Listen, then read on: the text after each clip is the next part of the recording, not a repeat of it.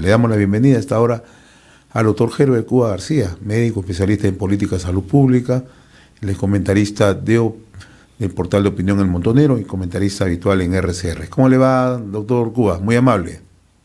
Muy buenos días, doctor José Hernández y señor Cabrera, y un saludo a través de ustedes a todos los peruanos. Cuba. ¿Por dónde comenzamos, no? A ver, tenemos varios temas, ¿no? Tenemos el tema de nuevas denuncias en el entorno del presidente, como el que se comenzó la semana. Luego, lo que ocurrió en una comunidad en Chadín, en Chota, en Cajamarca, el secuestro de periodistas, ¿no? Pero también ya tenemos, si queremos ir un poco al tema político, ¿no? La próxima elección de la mesa directiva, ¿no? ¿Por dónde comenzamos, doctor Cuba? Mire, yo creo que hay un nexo importante de tomar en cuenta, que es lo que ha ocurrido en Chota con los reporteros de un canal de televisión. Esto es importante porque es una alarma que se presenta para todo el sistema político nacional. Por un lado, hemos escuchado en modo permanente el cambio de la denominación de terrenos por territorios. Uno dice, por ejemplo, me voy a comprar mi terreno, ¿no? Yo tengo mi terreno en tal zona, pero ahora ellos dicen existen terrenos y existen territorios, es decir, cuando el territorio es normalmente la jurisdicción de un estado o de una nación. Entonces, cuando uno observa ese primer cambio de nomenclatura en el lenguaje, uno asume entonces que ese territorio tiene una soberanía. Y en este caso, entonces, ese es un primer concepto que habría que definir en esto. El segundo concepto que hay que definir es hasta qué punto hay una justicia comunal en los pueblos originarios, nativos, altoandinos, y en otras que se han creado ya en el tiempo de la República, es decir, en los años para combatir el abigeato y todo como una justicia comunal. ¿Hasta qué punto estos dos aspectos son sinónimos? Y se puede entender que cuando una ronda campesina interviene, lo hace como si fuese una justicia nativa, originaria en el Perú. Y el tercer punto que habría que interpretar aquí es cuál debería ser la tolerancia del Estado nacional y único que tenemos frente a este tipo de justicias paralelas. Si es que esto implica, en primer término, que no se afecten los derechos constitucionales de los ciudadanos y los derechos humanos que el Perú ha suscrito.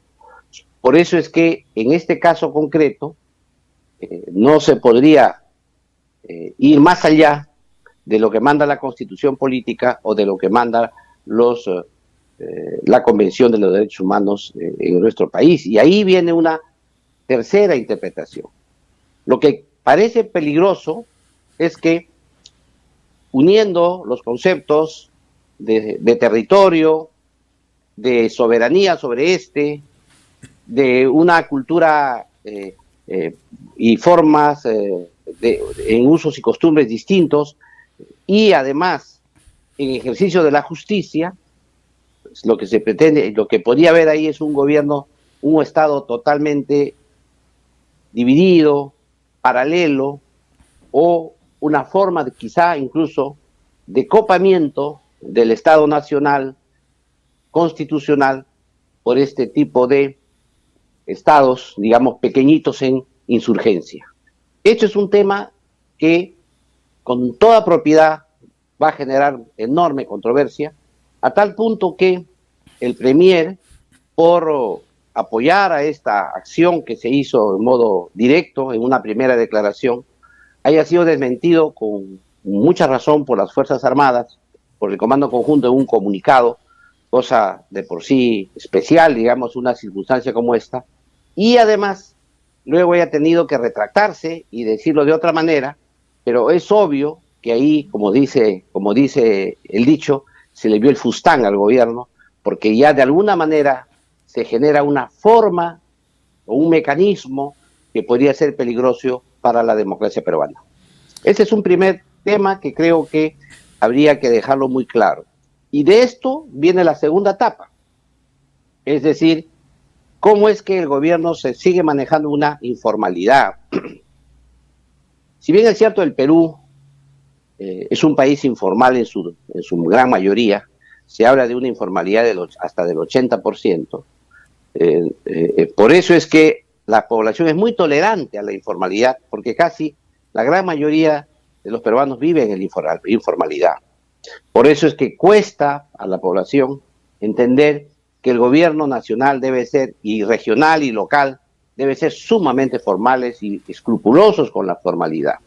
Y esto es lo que ha generado ahora, ya no solamente con los sobrinos, sino ya con la familia entera, ¿no?, que puedan manejar los hilos del poder en una forma sumamente informal y quizá, como se dice, por la puerta 6 para el servicio doméstico de Palacio de Gobierno, por ahí se ingrese estilo Casa Zarratea, ¿no?, para poder resolver los problemas del país. Creo que esos temas tienen que ver, en el fondo, con esta forma de hacer política que es un método, ¿no?, un método para ir copando en modo progresivo las líneas del poder. Y yo creo que aquí el tema más importante de esta semana ha sido el decreto supremo que toma la derrama magisterial. Creo que eso es un tema importante porque aquí hay tres aspectos esenciales. Uno de ellos tiene que ver con el copamiento de una institución privada, de los que se maneja los fondos de los maestros. El segundo tema tiene que ver con el copamiento o el intento de copamiento ya del magisterio a nivel nacional, y esto implica también, como todos sabemos, el tema ideológico. Y el tercero, y es una lucha política de atrás, que viene de atrás, que esto va a generar enorme controversia en el Congreso, porque existe una bancada magisterial ahora importante, y además eso se va a traducir probablemente con litigios judiciales y quizás hasta con movilizaciones magisteriales. Entonces ahí va a haber una contienda al interior de este enorme gremio, que no hay que pasar desapercibido, porque en el fondo va a afectar uno de los servicios esenciales que tiene el Estado, que es la educación pública. Por eso es que creo que esta intervención, en un momento de tanta polarización política, lo que hace es echarle mayor condimento a la crisis política que vive el país. Creo que esto va a producirse una intervención quizá mano militaria a través del decreto supremo por las nuevas elecciones en 30, 45 días, que va a tener serias repercusiones en el país. Estos temas, que aparentemente son inconexos, tienen una lógica muy interesante, porque es un copamiento con formas y estilos aparentemente informales que van minando la estructura básica del Estado. Ahora, muy bien ha hecho el Comando Conjunto de las Fuerzas Armadas, por ejemplo, en emitir un comunicado tan contundente respecto a lo ocurrido en Chota. Doctor Cuba, a propósito de lo que usted remarca, ¿no?, ha situado el tema de lo ocurrido en Chadín, en Chota, acaba de citar la decisión del gobierno a través de un decreto supremo frente a la derrama, ¿no?, las medidas que toma el gobierno sin ningún tipo de consulta, pero además ya el gobierno se está acostumbrando a no dar ningún tipo de explicación, que es lo mucho más peligroso, ¿no? Ocurre lo de Chadín y ninguna autoridad del gobierno da una explicación sobre este particular. Ocurre lo de la derrama, simplemente el presidente dice vamos a democratizar la derrama magisterial. Y nos estamos, no sé si los peruanos estamos adormecidos o el gobierno ya está imponiendo otra práctica política, ¿no? Entonces, estemos preparados para el 28 de julio. A lo mejor viene con una andanada de anuncios y la política de tierra arrasada, ¿no? Yo señalaba ya en varias veces, y lo reitero el día de hoy, todo se aproxima a que a partir del 15 de julio, o sea, de fin de la legislatura congresal, que es el 15 de julio, las cosas se van a... va a haber un tema mucho más violento en el país. Estos son los primeros pasos, porque no vayamos a creer, en este caso, que los gremios afectados se van a quedar tranquilos. O sea, esto recién inicia. Y tampoco vamos a creer nosotros que la elección de la mesa directiva del Congreso se va a dar con la tranquilidad que uno espera. Tampoco vamos a pensar nosotros que el gobierno va a intentar, durante su mensaje el 28 de julio, a moderar un discurso frente a la situación que empezamos. Fíjese lo que ha ocurrido con ese decreto supremo, y usted ha señalado clarísimo. Actúan, hacen las cosas, ¿no es cierto?, y no dan información y no se molestan en dar una nota de prensa, una comunicación. Es más, cuando se le pregunta, responde, si es que puede, el periodista tiene suerte de que le respondan algo, y te responde una cantinflada, que al final uno no entiende nada de lo que quiso decir el presidente. Entonces, eso es dramático para una democracia, y si esto se une a este proyecto de ley que se ha dado para el tema con la idea de guardar el secreto o la confidencialidad de los procesos penales, entonces yo creo que uno va atando cabos y se va a dar cuenta de que lo que tenemos frente es un estilo de gobierno. Y lo que tenemos que tener claro es lo que dijimos desde hace mucho tiempo. Este es un baile de máscaras. Cada día te van sacando cosas distintas, y de modo progresivo van colocando su programa. Porque no cabe ninguna duda, desde el año 2017, que la derrama magisterial era un objetivo. Y no cabe ninguna duda, ¿no?, desde atrás, de que poco a poco se tiene que fortalecer la justicia paralela. Tampoco queda ninguna duda que se tengan que fortalecer los mecanismos de seguridad interna a través de organizaciones o colectivos, al margen de la Policía Nacional y de los aparatos legítimos del Estado. O sea, son procesos que van lento, pero se van forjando, y lo que se ha visto, por eso en Cajamarca, en Chota, debe ser tomado en cuenta como una alarma. Ahora, doctor Cuba, pero como usted dice, por ejemplo, se le ve el fustán al gobierno en varias cosas ya. Pero también nos está diciendo que estos son temas que ya no había ninguna duda sobre los objetivos. ¿En qué estaba entonces, o en qué está nuestra clase política para simple y llanamente casi mirando a un costado y dejar que estas cosas pasen, que estas situaciones se concreten, y que estamos mirando en este momento, ¿no?, con una pasividad enorme? Sí, pues no pasa, a veces por ahí sale una portada de un periódico, un informe, un medio, y ahí queda la cosa, y después estos procesos avanzan. Exacto. Lo que sucede con nuestra clase política es que no comprenden el fenómeno. Nunca han lidiado políticamente en la macropolítica de esta manera. Nunca. Yo varias veces he explicado que esa división, por ejemplo, de Perú Libre en varios grupos políticos, ¿no es cierto?, le permite una mejor correlación de fuerzas dentro del Congreso de la República. Le permite estar en comisiones claves, ya no con un representante, sino con 4. También he señalado que las votaciones en los temas fundamentales que tienen interés están juntos. También hemos señalado que hay que ver siempre con pinzas las declaraciones de los diversos políticos de esas agrupaciones, porque finalmente en la práctica todos acuerdan lo mismo. Entonces, yo creo que el problema en la clase política es una falta de lectura del momento.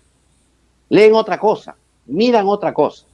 El tema de Chota, por ejemplo, es visto como un tema de un grupo de ciudadanos que han tomado una medida exacerbada, quizá por mucho apego al presidente, y punto. Cuando el tema de la minera de Carabelí, ven eso, no, es una lucha que hay entre dos empresas mineras y etcétera, ¿no? Si uno ve los temas en el corredor minero de La Bamba, dice, no, ahí son unas comunidades campesinas que están ahí, y uno no mira en el panorama global. Y esto es uno de los grandes temas que tiene que ver uno en política, las conexiones internas de los grupos políticos. No tiene que analizar, porque la estrategia política por su naturaleza es secreta, oscura, nocturna. Entonces, si uno no aprende a mirar o a deducir esas estrategias políticas, uno está pues no haciendo análisis político. Uno lo que hace es realmente dejarse llevar de la nariz a lo que quiere la fuerza política que ha diseñado muy bien su estrategia. Ahora, doctor Cuba, y frente a esto tenemos el otro lado, diríamos, del asunto. Hemos visto, por ejemplo, con este tema de la controversia generada sobre el fraude electoral, ¿no? Y en un momento determinado, movilizaciones masivas, pero que han ido disminuyendo. Y algunos sectores empresariales que estaban apoyando estas marchas, que han estado viendo la forma de financiar grupos, por ejemplo, para activar este tipo de cosas y convencer a la población de que en realidad tenemos, y es la hora de una movilización mucho más fuerte para impedir precisamente que estos procesos se consoliden como estamos viendo que está sucediendo. Pero, ¿en qué están invirtiendo? O sea, ¿en qué cosas están financiando? ¿A qué sectores políticos están financiando? Cuando vemos que cada día la representación del Parlamento, ¿no? Vienen representantes que también, que dicho sea de paso, como las críticas que se le hace, por ejemplo, al gabinete ministerial, ¿no? De la falta de funcionarios que estén formados, que estén preparados, que tengan capacidad de gestión. Pero vemos en el Parlamento y vemos también en nuestra clase política qué tipo o qué nivel de representantes están llegando, y cada vez, obviamente, son materia inclusive hasta ya de sátiras. Entonces, si miramos desde ese punto, estamos viendo entonces que vamos en un declive y nos vamos un poquito inclinándose hacia abajo, hacia una informalización también de la política. Exacto, ¿O estamos exagerando nuestro punto de vista? No, lo que ha ocurrido es contrario a lo que pide el sentido común, debe haber una profesionalización de las actividades sociales.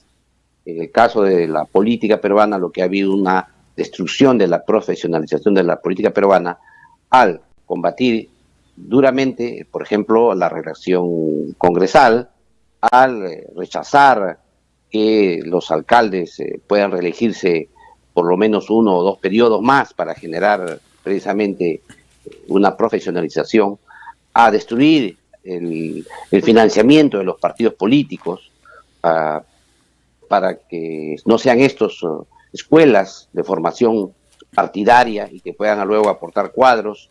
Toda esta estrategia que se inició en el año 2018 continúa. Y están logrando su objetivo, que es minar progresivamente la estructura política del país, minar progresivamente cada una de las bases que sustentan la democracia representativa que tenemos. Ya el día de hoy se discute temas de democracia directa, de democracia representativa, Estado plurinacional, Estado intercultural. Se señalan ya no el concepto de terreno, sino se mete el tema del territorio, y se lucha también ya no solamente por el control de los partidos políticos, sino de los sindicatos, de los gremios. O sea, hay una lucha política intensa, pero que tienen otra mirada ideológica que la población no percibe, porque son, como se hacen aparentemente modo aislado, la población todavía no logra hacer una conexión general y precisamente eso es lo que hace que no quieran declarar, porque no nos quieren dar un norte, no nos quieren señalar a dónde vamos. Y eso es el tema que reclama toda la población. Y por otro lado, un rol importante en la política peruana toma la prensa. La prensa asume un rol cada vez más protagónico en la política y esto hace que muchos de los objetivos que mira la población se confundan con el accionar de los partidos políticos y esto hace que disminuya o relativice la función de los partidos. Ya no se preocupan los partidos políticos en emitir comunicados. No vemos comunicados, a excepción del último comunicado que sacó Nuevo Perú pidiendo que se vayan todos. No he visto ningún otro comunicado de los medios de comunicación y tampoco los voceros congresales, que son representantes de cada una de las agrupaciones políticas dentro del Congreso, tampoco dan declaraciones políticas mayores. Entonces, este es un tema que hace que la población no asista a un debate político que le sirva para tomar decisiones. Creo que esto es importante que se retome y los líderes, una vez más, creo que aquí los líderes de los partidos políticos, los líderes que están representados y también los que no están representados en el Congreso deberían formar un gran acuerdo nacional para dar un norte para el país en el modo inmediato y en el mediano plazo. Caso contrario, vamos a tener serios apuros, porque esta informalidad del gobierno, esta forma que tiene de hacer política, los va a arrastrar a todos tarde o temprano. Ahora, doctor Cuba, yo quiero detenerme sobre lo que usted mencionaba hace unos momentos, ¿no? Este comunicado de las Fuerzas Armadas, que no puede pasar desapercibido. Esto no es un hecho que se repite de manera cotidiana. Esto es un hecho inusual. Las Fuerzas Armadas se han puesto al frente y de manera directa le han hecho una aclaración al presidente del Consejo de Ministros. De manera directa le han hecho una aclaración al gobierno. ¿Esto cómo se puede interpretar? Como una clarinada de las Fuerzas Armadas al decirle al gobierno: nosotros estaremos vigilantes permanentemente, no vamos a permitirle excesos, no vamos a permitirle que pateen o vulneren la Constitución per se. ¿Esto puede interpretarse así? Yo creo que el comunicado ha sido muy bien pensado, porque el hecho mismo de salir del comunicado es más importante de lo que dice. Claro. Porque lo que ha señalado es una brecha al interior del Estado, una fisura importante, que le dice al gobierno: mire, nosotros somos fieles a la Constitución y a las leyes, pero no somos fieles al gobierno. Entonces, esto es una clarinada, digamos, que hace ver que las Fuerzas Armadas está vigilante con hechos que pueden poner en riesgo la esencia misma de la Constitución política. Sin embargo, ¿cómo pasa esto desapercibido en la clase política? Es inexplicable. Yo no entiendo. Y el comunicado salió en medios importantes, ha recorrido las redes. Sin embargo, la clase política no ha dicho absolutamente nada sobre el tema. Y yo creo que aquí más bien lo que deberíamos señalar es que así como hay un riesgo de una salida no democrática desde la calle, también podría haber un riesgo de una salida no democrática desde los cuarteles. Y esto también es preocupante.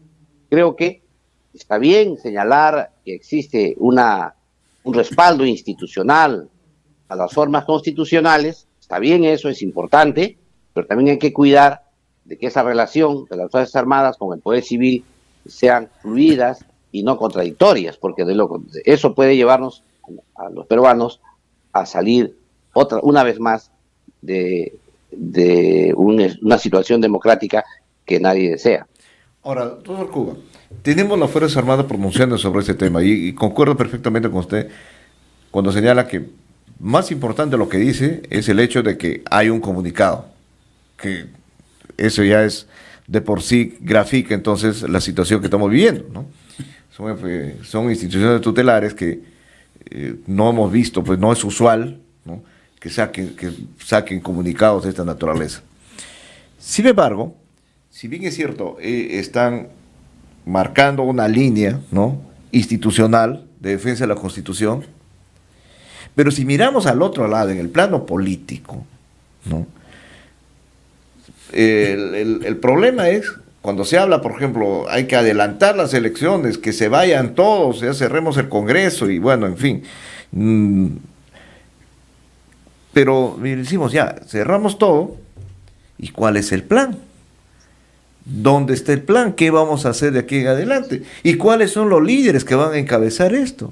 A ver, contemos con los dedos de la mano los líderes que podrían eventualmente estar encabezando esto. Y creo que eso nos preocupa más. Porque no encontramos líderes de talla que nos puedan decir, ¿sabe qué? Sí, ¿no? Aquí vamos a ir, ¿no?, con un equipo, con un liderazgo detrás de instituciones para fortalecerlas. No encontramos eso. O sea, es como que decir, bueno, hay que derruir esta construcción. Ya es fácil, lo derruimos todo. Bueno, ya, ¿y cómo lo vamos a construir? ¿Quiénes van a ser esos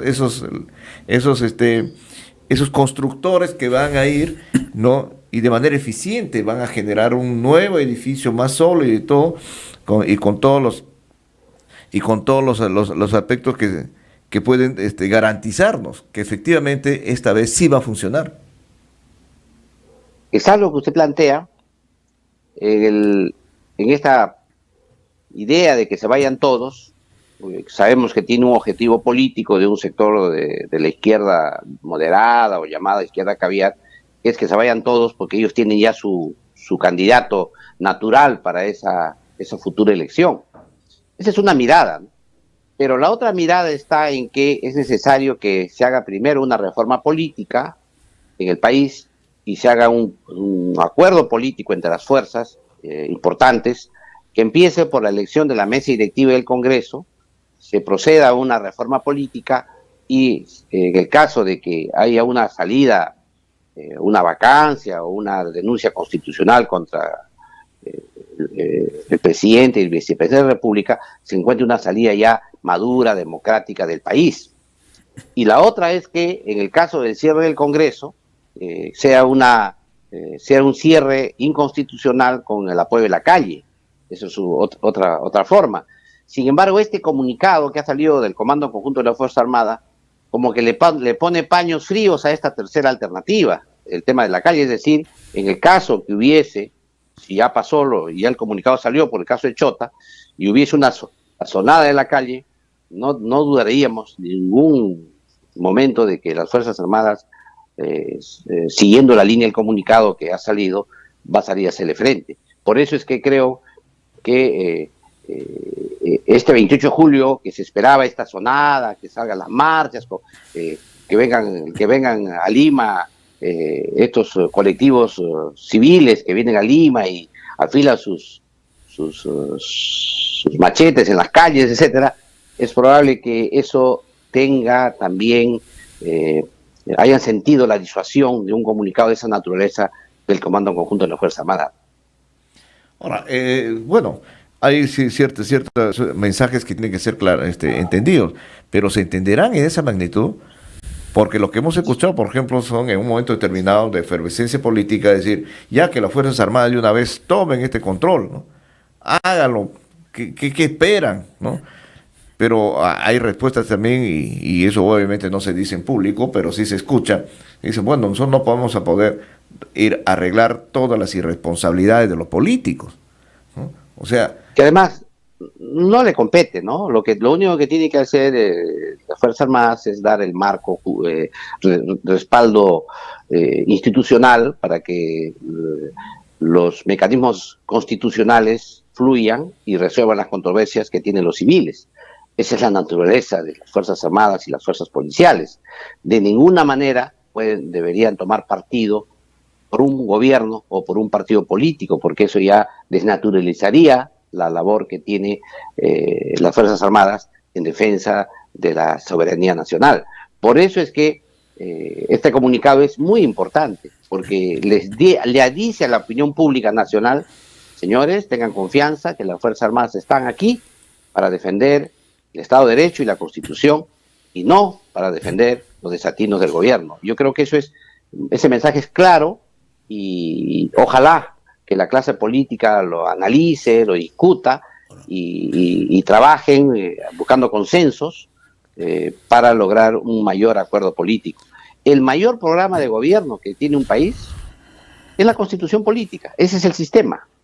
Y ahí actualmente se viene debatiendo en el Congreso de la República una enorme reforma constitucional que es posible que llegue o no tenga consenso o vaya con un voto minoritario, un voto que alcance solo para una primera votación y una segunda votación vía referéndum, etcétera.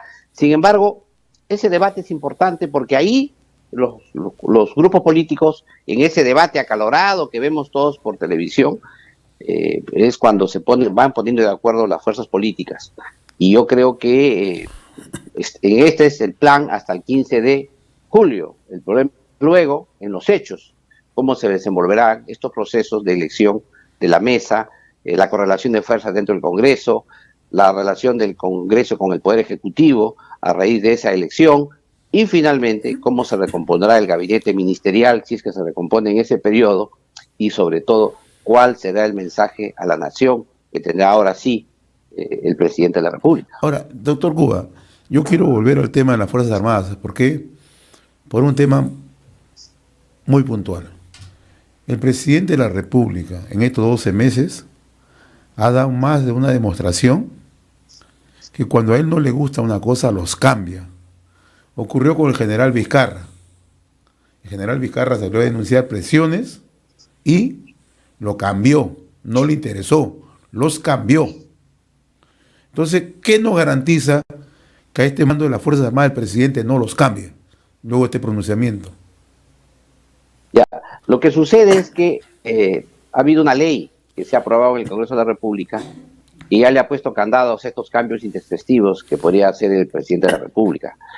Ha remarcado el hecho de la defensa de la jerarquía institucional. Eso le da una cierta estabilidad, digamos, a los mandos militares actualmente.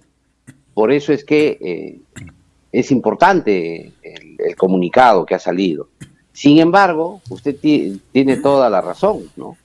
Por ahí pueden salir denuncias, pueden salir quejas, pueden generar controversias y generar una desestabilización de la alta institucionalidad de la Fuerza Armada. Yo creo que eso podría ocurrir, eso es cierto, pero aquí el objetivo, por eso es importante que las fuerzas políticas estén vigilantes para que eso no ocurra. Usted tiene toda la razón, ese es un mecanismo que podría usar tranquilamente el gobierno, abusar sería la palabra correcta, el gobierno. Sin embargo, como le digo, el Congreso ya le ha puesto candados a esto y en segundo lugar, el margen de maniobra es mucho menor del presidente de la República si es que pretende mantenerse en la legalidad. Ahora, pero en realidad en cada institución siempre hay quintacolumnistas, doctor Cuba.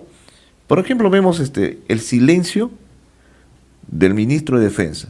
Y el ministro de Defensa es un hombre que viene de una institución de la Fuerza Armada como la Marina. Pero frente a esta situación está mudo. No dice nada. Y con su silencio obviamente está avalando lo que está sucediendo o las posiciones que está tomando el gobierno frente a estos temas. O también quintacolumnistas en nuestro trabajo también hay. Y vemos colegas en algunos medios de comunicación que están tratando de generar confusión, que esa es la otra manera. El propio ministro del Interior que no se ha pronunciado respecto a las ofensas a la policía. Entonces, mire, que salen a generar confusión, ¿no? Y que es una forma de tratar de pasar por agua tibia situaciones críticas como las que se ha producido, por ejemplo, con estos ronderos de Chota. Entonces, aquí pues también el poder seduce mucho, ¿no? Aunque sea muy, muy, muy efímero. Pero claro, como todos sabemos, hay dentro de todas las instituciones existen contradicciones internas. Hay juego de intereses, hay juego de roles, hay juego de tronos, por decirlo ya ahora eufemísticamente. Y por lo tanto lo que hacen los políticos desde fuera es exacerbar estas fricciones internas para que luego se cambie la correlación de fuerza al interior.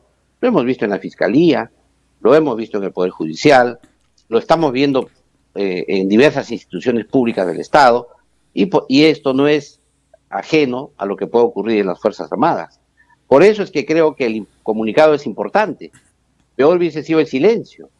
Por eso que creo que los comandantes generales, cuando asumen este comunicado, lo asumen con un enorme riesgo y sin embargo un gran civismo, porque demuestran que tienen una enorme preocupación por los destinos del país. Creo que es importante resaltar ese hecho. Y creo que finalmente siempre la política tiene primacía en todos estos aspectos, y creo que el rol de los políticos debería ser ahora más que nunca sumamente importante. Bueno, yo creo que hay roles que deben ser asumidos. Por ejemplo, el doctor Cuba podría ser un lúcido político, ¿no? Un gran representante. De eso necesitamos, pues, doctor Cuba, en el espectro político. Mire, lo que se trata no es aquí una persona o dos personas. Yo creo que el país requiere más información para reflexionar sobre los problemas. Lo único que hacemos nosotros en este caso es dar información, dar algunas pautas de lo que uno cree que existe en el país, porque ese es para el debate, pero lo importante es que se debata, que haya controversias, que haya contradicciones, que haya grupos distintos, que piensen distinto, pero que haya debate, porque eso educa. Y la educación de la población va a hacer que la misma tome mejores decisiones. Lo que ocurre el día de hoy es que no se debate. Hay posiciones irreconciliables que no generan debate. Y hay que acostumbrarnos a pensar de que el ser humano es ecléctico. ¿Qué significa ecléctico? Que tiene contradicciones en su cabeza y mantiene contradicciones. Por ejemplo, hay gente que es muy científica y también muy creyente. Hay gente que es muy egoísta, pero también es solidaria en determinadas circunstancias. O al revés, es muy solidaria, pero en algunos temas es muy egoísta. Hay personas que en la calle son excelentes personas, pero llegan a la casa y maltratan a medio mundo.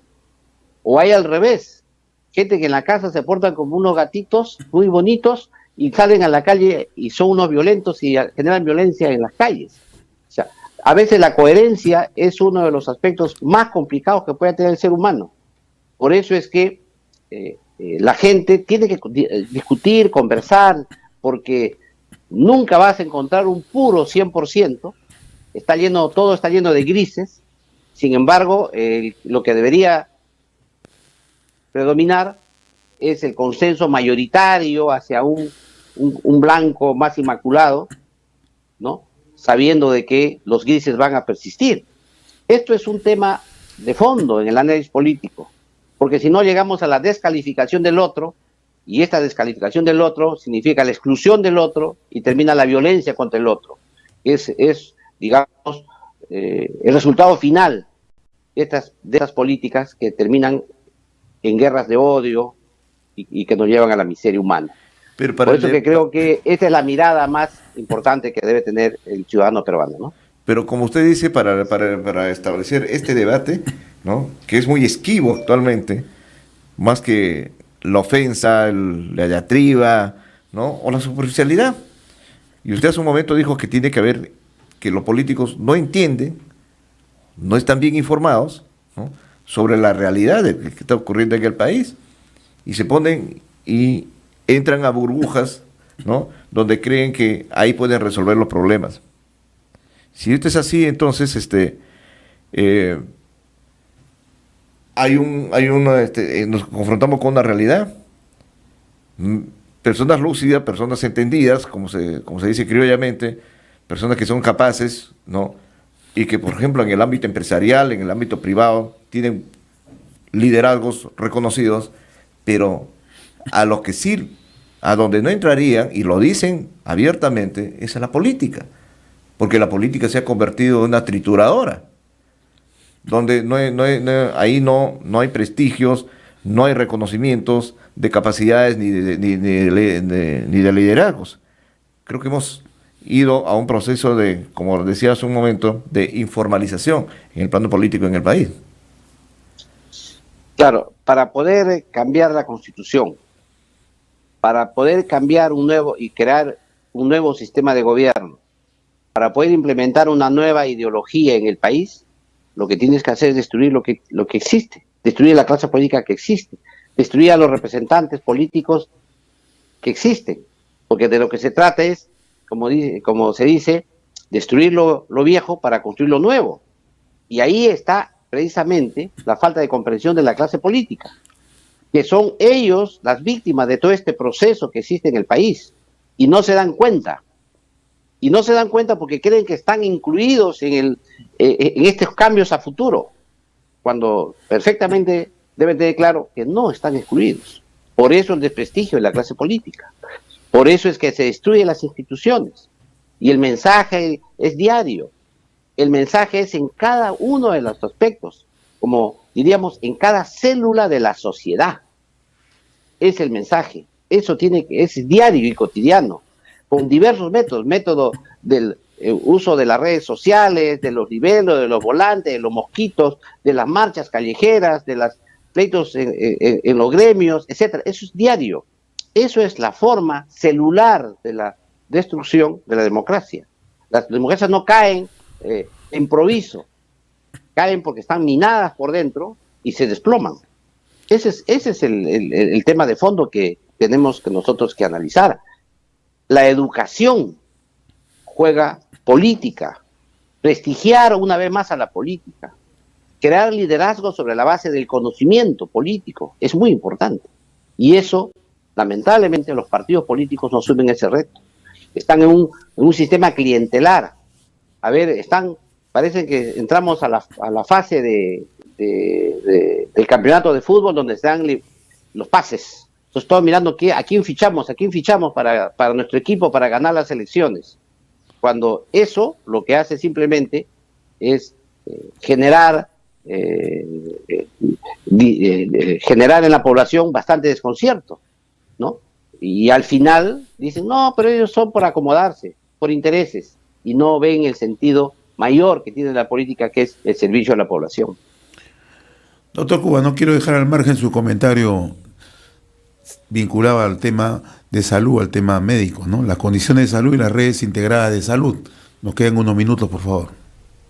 Mire, lo que intento ahí es señalar cómo es que desde el año 2018, en que se dio una ley expresa para generar mecanismos de reforma del Sistema Nacional de Salud adecuados a través de las redes integradas de salud, este proceso se ha paralizado. Y por un lado, hay dinero, que es el agravante, inclusive hay un endeudamiento con el Banco Mundial y el Banco Interamericano de Desarrollo por 350 millones de soles que permita iniciar este proceso. En segundo lugar, lo que se busca es una cosa muy interesante, porque impide o rompe dos conceptos claves, que son la fragmentación y la segmentación. La fragmentación significa que cada institución que da salud es autónoma frente a la otra. Ministerio de Defensa con su sistema, Ministerio de Interior con su sistema, Ministerio de Trabajo y de Salud con su sistema, Ministerio de Salud en Lima Metropolitana, las regiones con su salud, etcétera. Esto hace que la coordinación y la articulación entre ellos sea imposible.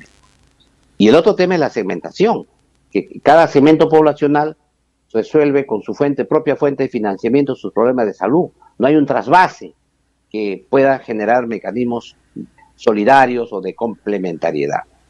Esto se resolvería si el gobierno implementa lo que ya está en la ley, que es la creación de las redes integradas de salud en el nivel local, de tal manera que en el nivel local se priorice las atenciones indiferentes, sean públicas o privadas, para toda la población en los aspectos, el 80% de las atenciones que requieren solamente atención del primer nivel de atención. El segundo tema es que estas redes, para que funcionen, requieren una reforma del sistema hospitalario que hay en el país. Si ustedes miran un hospital, se van a dar cuenta que hay un núcleo duro del hospital, que son las emergencias, los casos graves, aquellas atenciones que requieren corta estancia de hospitalización de hasta 45 días, y otro que son consultorios externos. Son consultas donde la gente va porque van al especialista y hacen cola de las 4 o 3 de la mañana para llegar al especialista. Cuando estos especialistas deberían estar ¿dónde? En el primer nivel de atención, cerca a la población. Y los hospitales solamente se dediquen a lo que mejor saben hacer, es la atención de las intervenciones más complejas y agudas. Todo lo que es crónico, que requieren especialidades, debe ir al primer nivel de atención. ¿Y esto qué significa? Que la gente va a tener a su médico especialista cerca a su casa. El gran éxito que tuvo, por ejemplo, los hospitales de la Solidaridad fue que en las carpas que se improvisaban, se colocaban ahí directamente al médico especialista. Querías un pediatra, ahí lo encontrabas. Querías un urólogo, ahí lo encontrabas. Querías un traumatólogo, ahí lo encontrabas.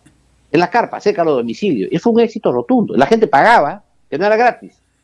Pero a pesar de que la gente se pagaba, la gente iba de modo masivo a estos establecimientos.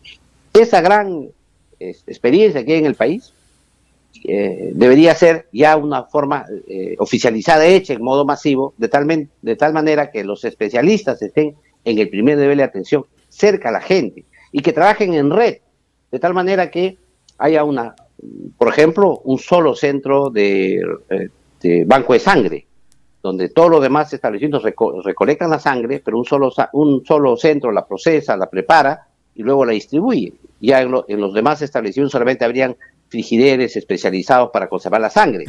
Igual con las pruebas de laboratorio. No tenemos por qué cada hospitalito tener un laboratorio con equipo, personal, etcétera, que meta costos, sino solamente centros tomadores de muestras y ya un laboratorio centralizado y gigante que pueda procesar con economía de escala las cosas. También igual forma con los equipos de apoyo al diagnóstico, rayos X, ecografías, todo son temas de trabajo en red. Y esto permitiría, primero, aprovechar con mayor eficiencia los escasos recursos humanos que tenemos, especializarlos mucho más de lo que están aún ahora, y por otro lado, darle a la población la posibilidad de resolver sus problemas en el primer nivel de atención. Esto significa, en general, esta reforma de implementar las redes integradas de salud, que implica, las redes integradas de salud implica no solamente el primer nivel de atención, sino también involucra a los hospitales, pero un nuevo diseño de los hospitales y un nuevo diseño de los establecimientos de salud del primer nivel. Ese es un proceso profundo que no se va a hacer en el corto plazo, por supuesto. Es un proceso de acomodación a futuro que implica inclusive un remodelamiento de la profesión médica, porque va a tener que asumir el rol de trabajar en el primer nivel de atención, cerca a la población, es lo más importante. Y esto implica pues años.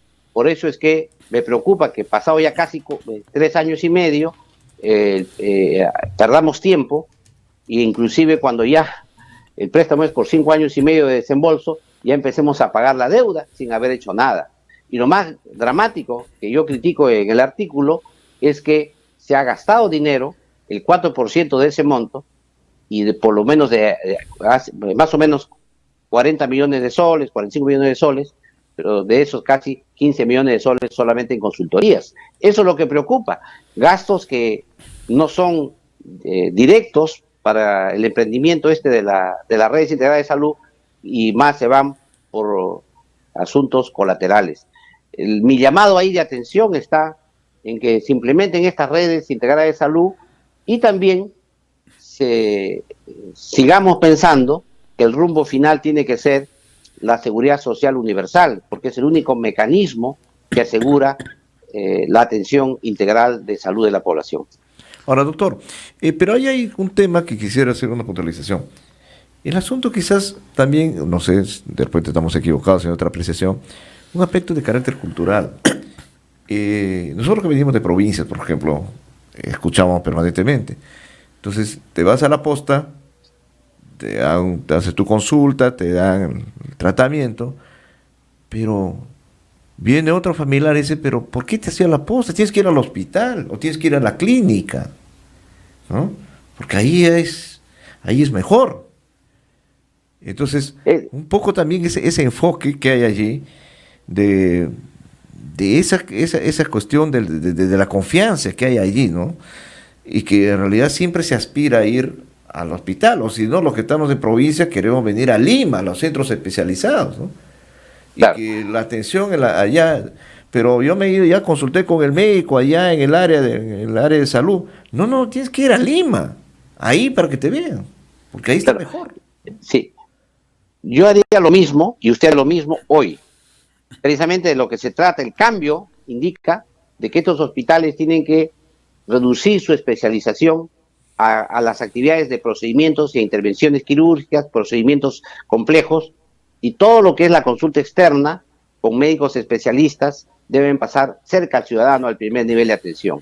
Lo que estamos haciendo entonces es reforzando con especialistas el primer nivel de atención, que no solamente significa que vas a mandar al especialista, sino también todo el acompañamiento que esto tiene. Habíamos hablado del tema de desde los laboratorios, equipos, insumos, etcétera, en el primer nivel de atención, de tal manera que la población, cuando acuda, sepa que acuda a un establecimiento especializado del primer nivel de atención. No, no ocurre hoy día así. Hoy día uno va a un centro de salud y lo atiende un médico general, ¿no es cierto? Le da una referencia al hospital, porque en el hospital está el médico especialista, ¿no es cierto?